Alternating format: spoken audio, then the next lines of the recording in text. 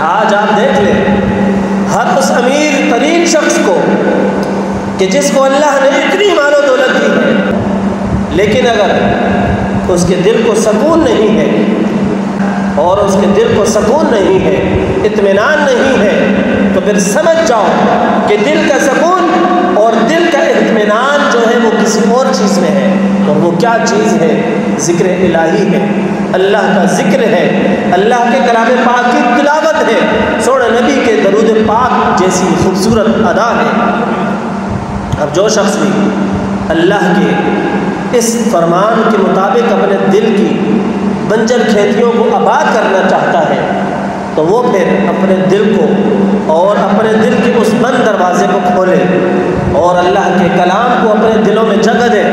اللہ کے اس فرمان کو جگہ دے کہ جس کے مطابق سونے نبی نے اور سونے رب نے ارشاد فرمایا کہ جھک جاؤ اللہ کے آگے،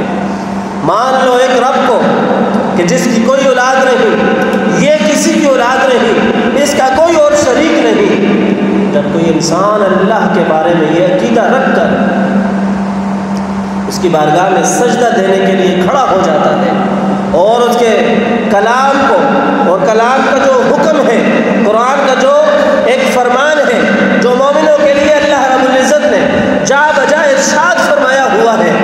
جب وہ اس کلام کو کھول کر پڑھتا ہے تو قرآن اس کے ساتھ باتیں کرنا شروع کر دیتا ہے۔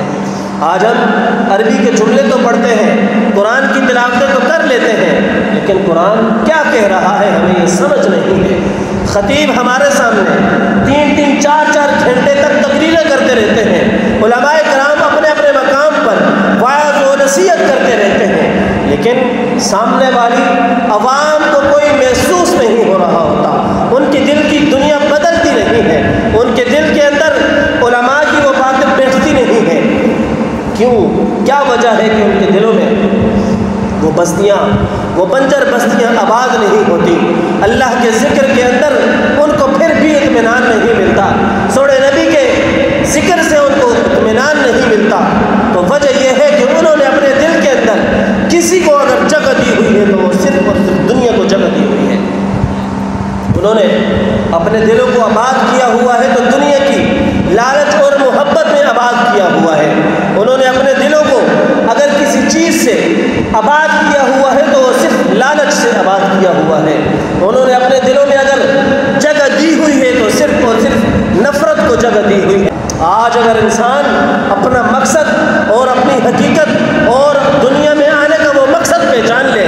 کہ سونے رب نے مجھے اس دنیا میں کیوں بھیجا ہے، سونے رب نے مجھے اس دنیا میں کیوں پیدا کیا ہے، تو پھر انسان کبھی بھی اپنا مقام اور اپنی حیثیت کھوئے گا نہیں۔ وجہ یہ ہے کہ انسان کو یہ معلوم ہو جاتا ہے، اللہ کا فرمان جب یہ کہہ رہا ہے، اللہ جب قرآن میں ارشاد فرما رہا ہے کہ مومنو لوگوں سن لو، تمہارے دل کے سکون اگر کسی چیز میں ہے تو وہ صرف اور صرف میرے ذکر میں ہے، تو پھر ہم اس قلب کا سکون دنیا کے اندر تلاش کرنے کے لیے اتنی جدوجہد کوشش میں لگے ہوئے ہیں،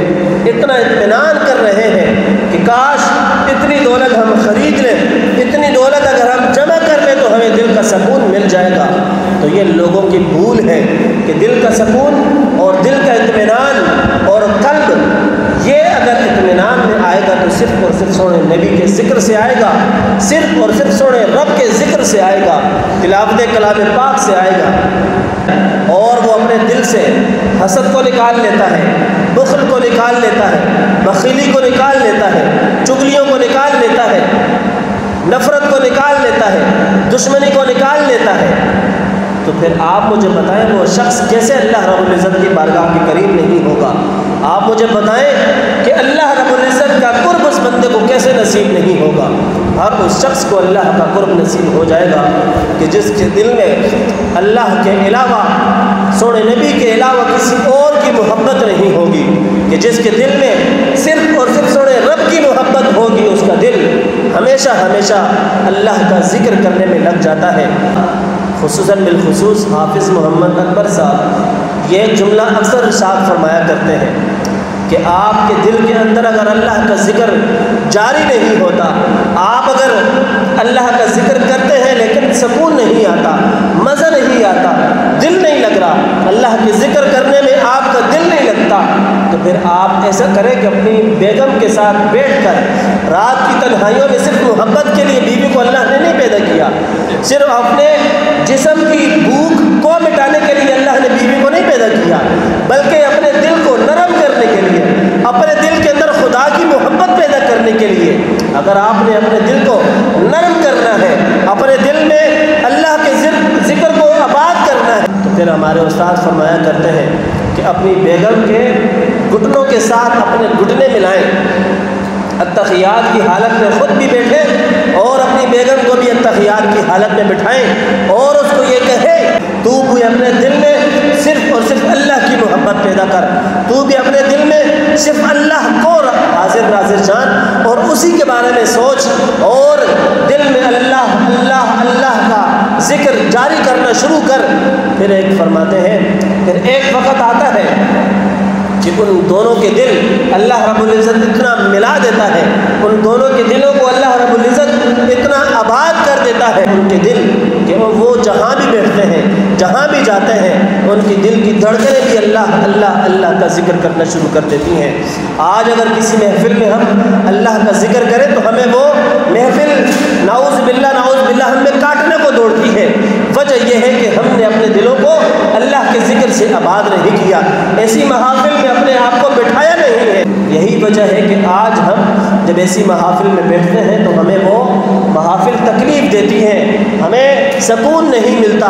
صرف یہی وجہ ہے کہ ہمارے دل صرف اور صرف دل میں دنیا کی محبت بسی ہوئی ہے۔ اللہ تعالیٰ سے دعا ہے کہ اللہ رب العزت ہمارے دلوں کو اپنے ذکر سے آباد فرمائے۔